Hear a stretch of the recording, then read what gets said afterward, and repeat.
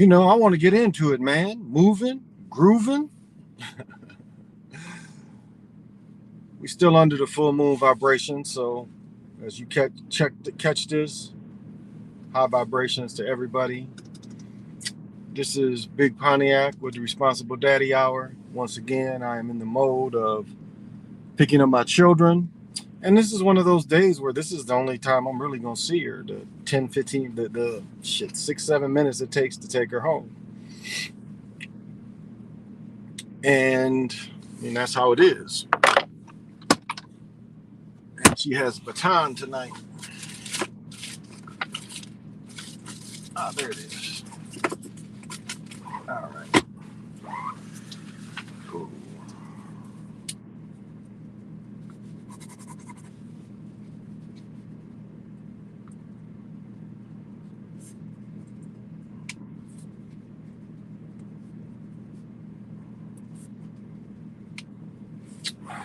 And so, this is, I guess you could say, my day is free.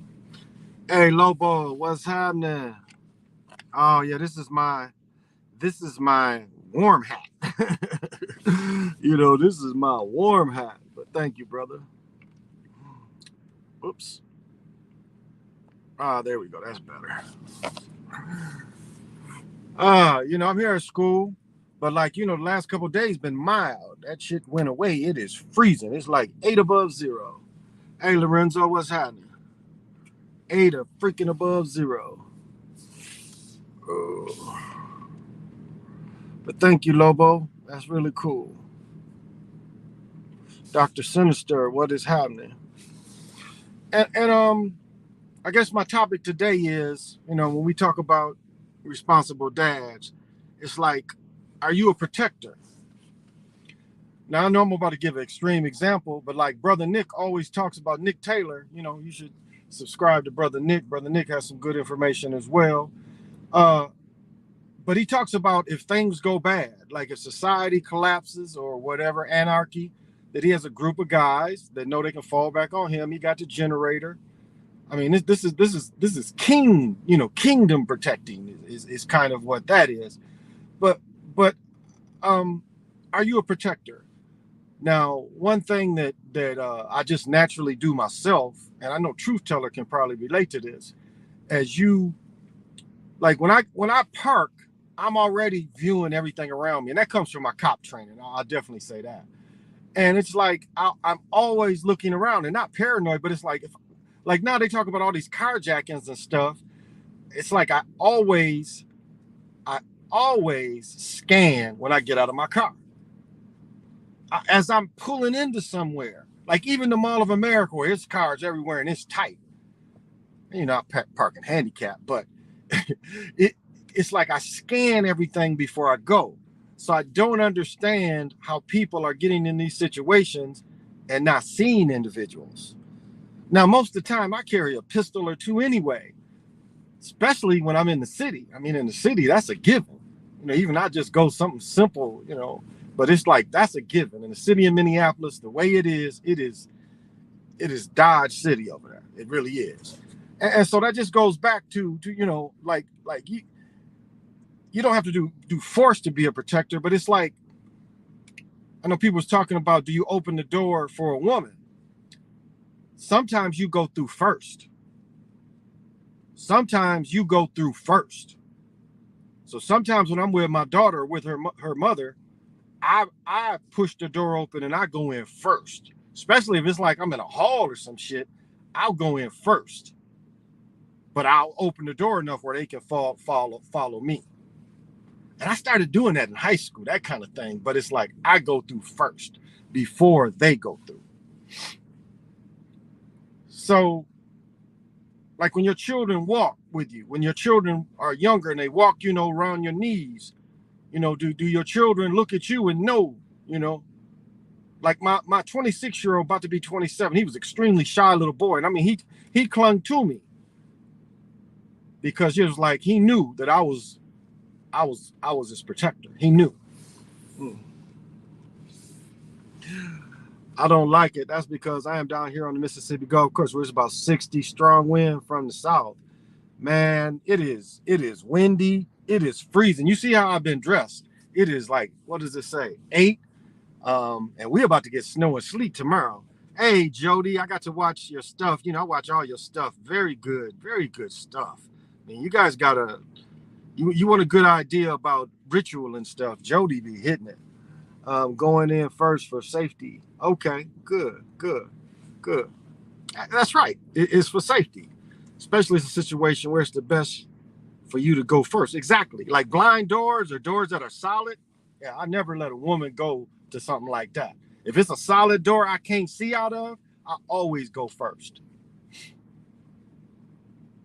But that's just my mentality. You know, I'm 60 years old and I still got that mentality. I be with my 19-year-old son and I still feel like I'm the, and granted he's with me now, but he even takes that role. And I told this story before, 5 years ago. So you take my daughter was 5. And like I had a neighbor lived across the street and she had 3 girls and I had introduced, so give someone my daughter to play with. So they was like, can we take your daughter to the park, play with the girls? I was like, yeah. So my son, and let me see, my son was about 15, 14. So the one, this big one, City. So he comes and walks through the park and he sees his sister. And he's yelling at her. He's like, what are you doing here without dad? And she's like, well, I'm with Rachel. And Rachel's like, yeah, she with me. He's like, lady, I don't know you. And that's my sister. And she coming with me. And sure enough, she knew, because she knew that she was going to be safe with her brother. And she knew how I think. They both knew how I think. And so, that's a natural thing for him. He was looking out for her. I mean, brothers, sisters mess around, but, well, I tried, Jody. I tried. Shit, Richard Pryor said it's hard enough just to be a human being. but that's just what some things I wanted to put out there. But really, when you park, scan.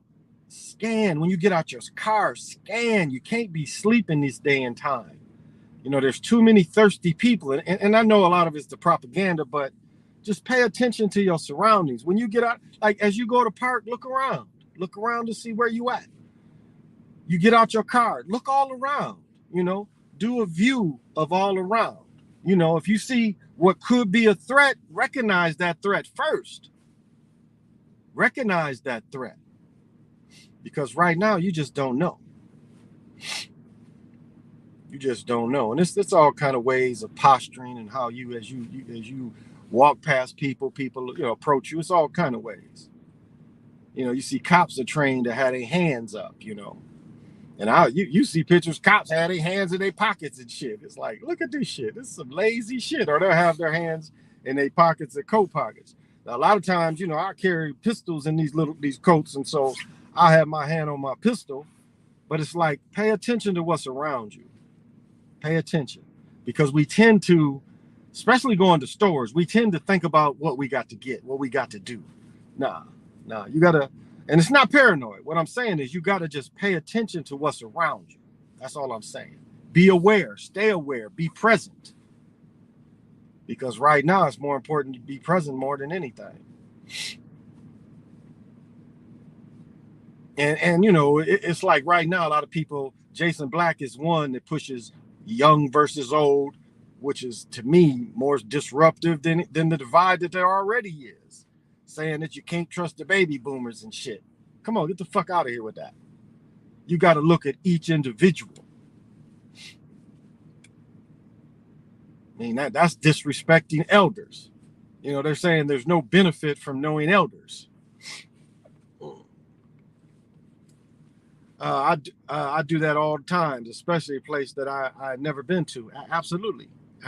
Like travel. I'm about to do some traveling. Traveling is the same way. You go to these little gas stations and everything, and like I be forgetting I be having the jewelry on, and it's like I'll catch motherfuckers looking at my jewelry, and I'm like, what the fuck is you looking at? You know me? I don't think you know me. You looking at me like you know me. You know me? I didn't think so. I'm very direct. Now, if a motherfucker just glance at me and just move, okay, I ain't got no problem with that. But it'd be motherfuckers that be like hawking you. What did he say? And I got to hook up, looking. He said something else, but he's like, looking. Who's looking?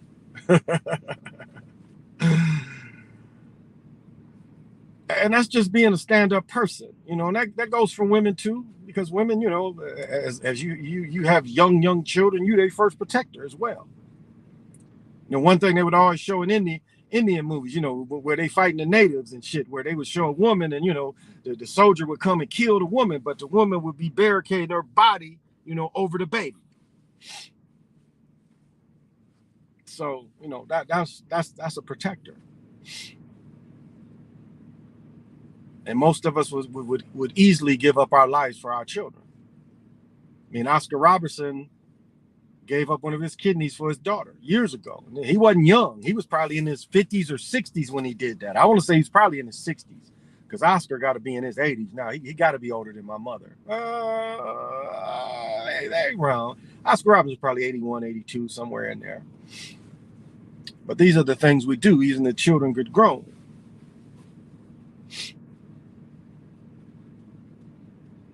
And that goes into just everything, where the way men carry themselves now. There's so much out there to say be clowns. And as you see, I don't never bash sisters, European women. I tell facts, but I ain't just like saying all. Nah, I don't. It's like it's interesting when I listen to Slice. A lot of shit they talk about that really I don't fuck with. Because that shit, like the manosphere shit and the bashing women and bashing men. I mean, that's to me a diversion, distraction. It further divides. Where's the unity? It takes away from the unity. I mean, you have unity with the people that you can count on. That's where unity comes in. It ain't just because you see colored folks. The colored folks just gonna have unity together. No, I don't need to be that. It need to be your own world. What's around you, what you build. Like my thing is very small, very small. My circle is very small, very tight, because I just don't share my energy. I mean, I know who I am. I know the energy I put out. And it's funny, there's so many needy people. Like, I'm glad my neighbor and like some of her friends, just seeing what I'm about, and these people want to be healed. And that's the thing with being, an empath and being a healer. It's like sometimes the wrong thing comes, and it's like you don't even want to be corrupted healing that. Because when you heal, you got to take on. When you heal, you have to take on.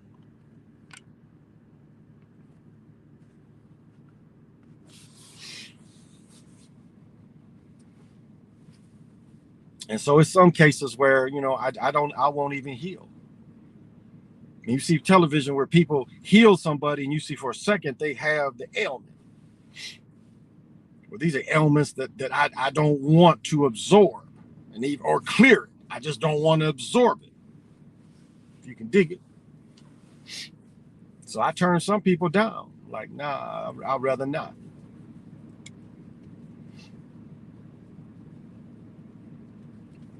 So be aware of, whatever your magical power is. And I would say, for everybody, just try to be a leader if you can. I mean, that you can be a silent leader at times. You don't have to be the vocal leader. Then that goes back into being a protector. That brings a natural leadership where people naturally see you leading. Hey, Perspective Gaming, how you doing?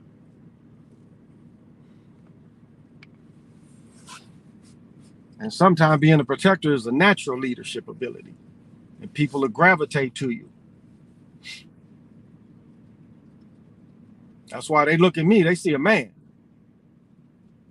Yeah, I'm an older man now, but they still see a man.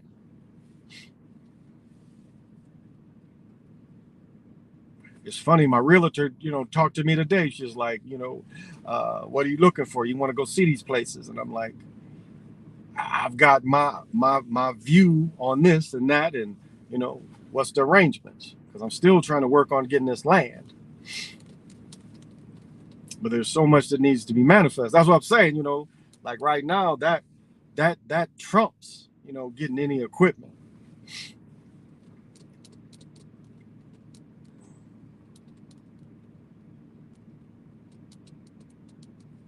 What time is? Oh, okay. So these are just some of my thoughts. Too many rabbit holes distract people. Um, Mentic magic and chaos magic. Absolutely. Absolutely. It's like, and that's the problem people don't understand about rabbit holes. They just don't understand that. They don't understand that is what this system wants. This system will feed you. It will definitely feed you. Like if your aim is it comes into a distraction, this system will feed you more distractions.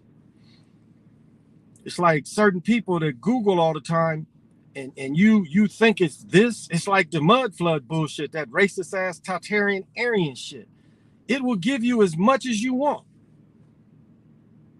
and make you thinking that this is it. I mean, it really will do that to you. It'll make you think this is freaking it. And again, you in a distraction. You ain't in the right aim. That dinosaur shit, the alien shit. Like I say, non-human. And that don't mean, you know, that a flying saucer been here. You know, non-humans probably always been here. And that's why I can't necessarily say they're aliens. If they've been here, shit, for all this time, are they really aliens anymore? And so that's why I don't really get caught up. Do they, did they come from a flying saucer? Obviously, there's some technology where they were able to get here. As I give an example, seeing airbags in 72, 73, airbags wasn't put in cars until what, 90? But the technology was always there. The phones, the way they used to charge people long distance and shit, that was all a scam. It didn't cost them any more to connect you to long distance than it did. I mean, it was a scam. It was a way they cheated people. And hell, they didn't break them up until what, the mid-90s? When they broke Bell up? It was like even cell phones. Cell phones, like the old bricks, them motherfuckers was expensive in the motherfucker. I mean, $1,000 every month. And that was fucked back in 90, 91, something like that, when the big ass bricks, that shit, that's what them phones cost. Shit, when I had the old bag, the first one that came out, the bag and shit, I don't know if y'all remember, it was a fucking bag. It looked like like a little satchel bag almost. And then the next version was another bigger bag. You had to carry this bag with the battery was about this big. It almost reminds you of war movies and shit. You know, they carried a big radio or whatever on the back. It almost reminds you of them until they came out with the brick. And it wasn't until people got burner phones that they had to lower the price. I mean, my guy did burner phones. Like in the Midwest, we didn't do the chips, like the Master P and they was doing out West. We was getting the burner, the clones. Because it was right on the internet how to put together. You could order the cloning. Because it's legal. It was legal to clone your own phone. And so my guy would sit outside of Kellogg's and get all their numbers. Phone worked for 3 months. People couldn't call you, but you could call anybody and talk long as you want to. We'd be like just talking. Motherfuckers see us at the game or something, and we talking like 20, 30 minutes. But that forced the companies to make more affordable phones. The movie I Got the Hookup. They had the chips. We did the cloning. And every 3 months, it's like my guy charged $75 every 3 months. And motherfuckers was like, nah. They was so nonchalant when they holding the phones and shit. Motherfuckers come out with 6, 7 phones, like grabbing them as they walk to their car. That was my guy Nuke. He down in Florida. And it's funny the way they pinched him, and this is how dirty they do. The way they pinched this motherfucker was, he was doing a little hustling on the side. His family was kind of about that. But 2 crackheads broke in his house. And I think I told this story before. But 2 crackheads broke in his house. Him and his girl come home. They see that somebody broke in their house. they don't look around the house. They forget that his shit, and he had like in his basement where he did his business and his scale, he left all that shit out. That is the reason why they broke in his home. The police sent them people to break in his house, and he kind of lunched. And of course, he got pinched for having them drugs, because again, if it's out, the police see it in plain sight, they can pinch you over that shit. And he got pinched.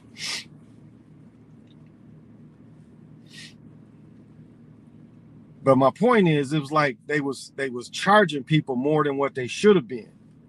And it was like we were forced to do this illegal activity to make it affordable. To make it affordable. Like I had a Lincoln, and Lincoln was like the Mercedes. The phone would hook right into the system. You had the big antenna in the back. One thing about them bricks never drop calls. I'll say that. Them motherfuckers never drop calls. It's kind of awkward as hell walking around with this big ass. It was like an army radio, really. The old army radios, our walkie-talkies and shit. But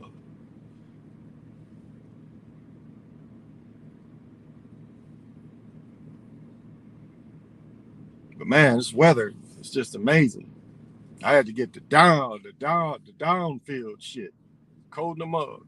And what's interesting is, like, if you see the lightweight winter coats, like they have kind of this is kind of like set up. If you can see how this crease is in here, it's really interesting where the lighter coats work, because you see all these pockets, and it's really a cool thing, because, and I don't know, most people can feel this, but like I can feel where my body generates in these pockets and makes it warmer. It's really interesting the way and it was like, instead of it like this just holds in the heat, but they put in these pockets, and these pockets get warm, it warms your body. It's kind of an interesting phenomenon if you can feel that. I don't know if everybody can feel that. But I was just tripping off that last night. It was cold in the motherfucker last night. It was some minus shit. And I had turned the heat down. The day's been so nice. Shit, that cold came in. I was like, yeah. This morning, I didn't have a house warm enough. And I got plants and shit, so. But the cats got the fur, and they get thicker fur in the wintertime.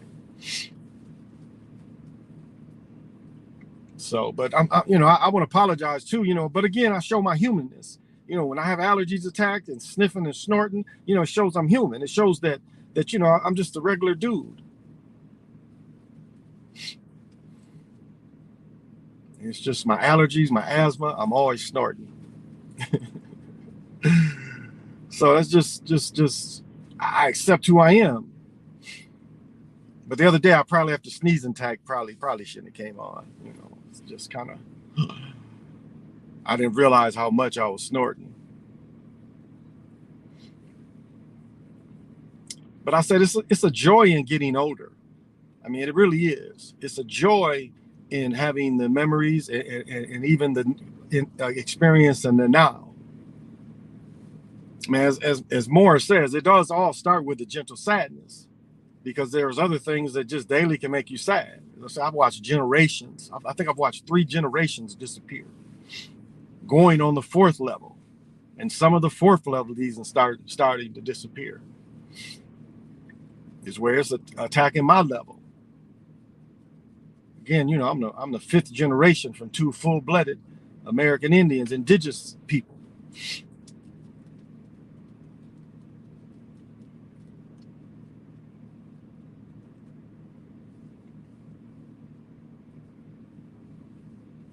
And it's funny, we talk about just getting land. Fuck some reparations. As I said before, they give people, thank you. Shit, I said before, they give black folks these reparations. All the businesses is gonna pop up around the black neighborhoods, the colored neighborhoods. Like, say they give everybody $200,000. Do you know all the businesses that are temporarily pop up around black neighborhoods? Selling gold, fucking selling cars, selling weave. I mean, it would just be all these temporary businesses to siphon that money. And here people not putting money like this. I said, I looked at a $600 sheepskin or no, lamb skin leather coat, normally $600. It was $200. And it's like looking at putting $200 in something that's going to be in my closet most of the time, not used. Or going to buy some gold. Save the money and buy gold. You see the difference there? Now, yeah, I'm a clothing junkie. You look at me, I'm a clothing junkie. You the third ball, bro, will make the league.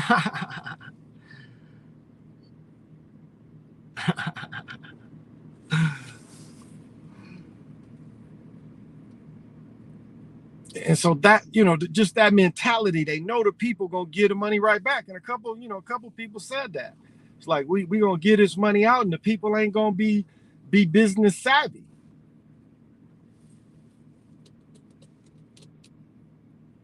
Shit, you get 5 people, shit, you could really buy some land, build these little houses, make your own infrastructure.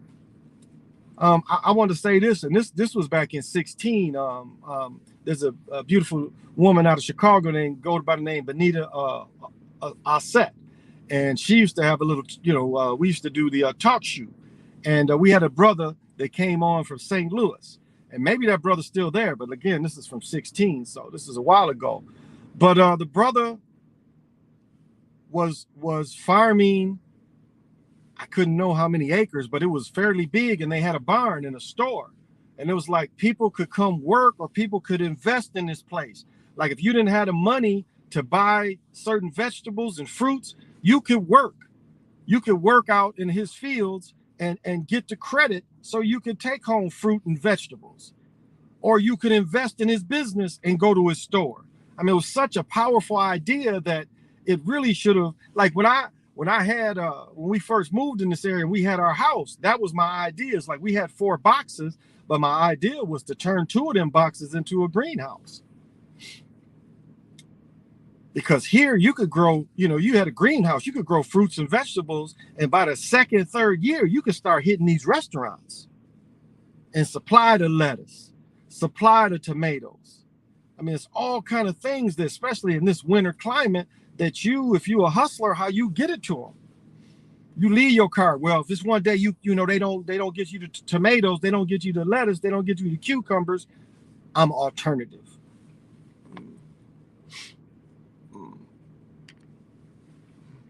Leo Ball has potential. I can't quite understand why they don't give him a good contract.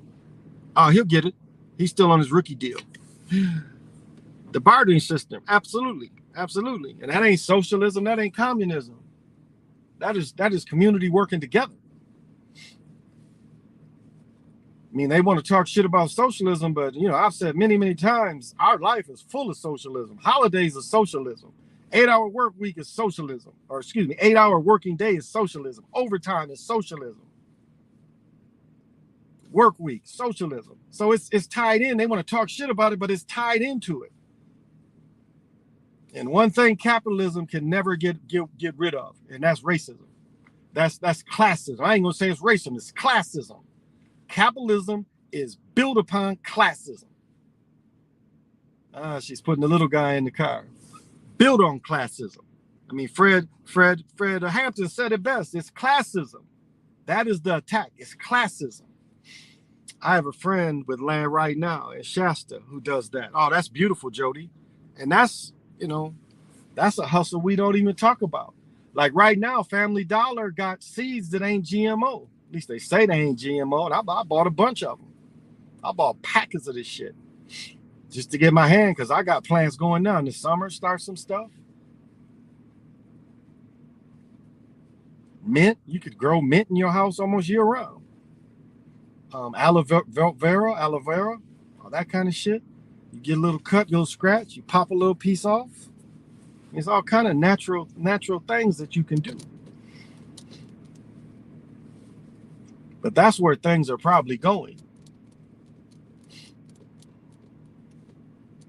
But I'll say people are finally stepping up and say, this stupid shit y'all telling us, you've robbed billions, you've destroyed millions of businesses. That's really what the aim of this shit was to destroy businesses. We need to abolish tax. What my man say, taxes is robbery. Yeah, absolutely, Ivor. He says people can move into his land as long as they are willing to help build it up or grow food, as long as they can contribute in some way, a community. Absolutely. You want to bring in the teachers, you want to bring in the doctors. And you don't necessarily doctors, a nurse practitioner, healer, or herbalist. Look at your infrastructure. If you put in septic tanks, have all that. Have people on the property that's going to dig up and put in the septic tanks. Like the beautiful thing about little houses is like, and why they don't like it, like some places say you got a house, you can't have a house smaller than 900 square feet or 1,200 square feet, because they want you to have more. And people getting these little houses, and you got all these houses already built.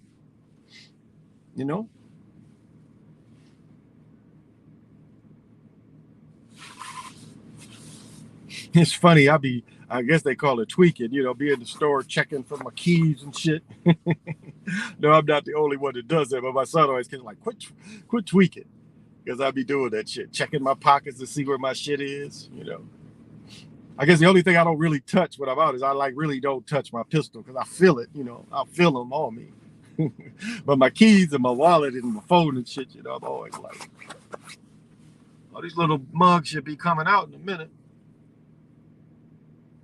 Like, it's funny. I dropped my daughter off at her house, and she'll want me to leave and shit. She'll put her head on my chest, like, so I can kiss her on top of her head. She's like, "Okay, I'll see you."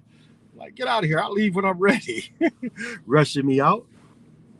I was thinking the same thing. They double, triple dipping on taxes. They tax everything. Paychecks even before we get them. Absolutely. Dad, can I tell you a funny story? Okay. So there's this guy in my class, Will. Okay. And we're playing silent ball. Okay. And he caught it, and he was bobbling the ball. And then he fell into the counters. Okay. It was funnier in the moment. Taxes don't go to our infrastructure. No, they don't. I agree. Let's go. Well, we'll continue the conversation if you want to watch me on the Chocolate Mountain Show at midnight. No, but till we meet again, say less.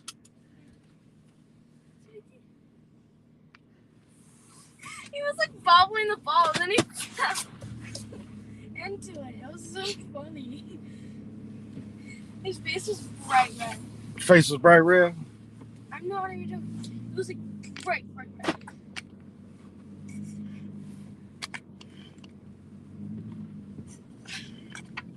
And then he drew on the whiteboard and said, "Will fell here." Well, that's funny. I said, on the counter door. Slam would be better. Will slammed on the door here. Because he did. That's funny. So baton tonight? Yeah. Okay. Did you eat all the banana bread? I gave you 18 minutes. Yes. Yes, I put about 14. Keelan ain't even found them yet. You're probably gonna have one. Yeah, I froze some. Our class couldn't stop laughing about his fall for Oh, that sounds funny. Our class was giggling. And I said, "Will, are you okay?" And he was like, "No." Yeah. He was like, "Just no." And the film was so funny. Like, it was just so, like, ugh. And out of all the people, the good people. Did you not end your thingy? Because it's so red. Yeah, it wouldn't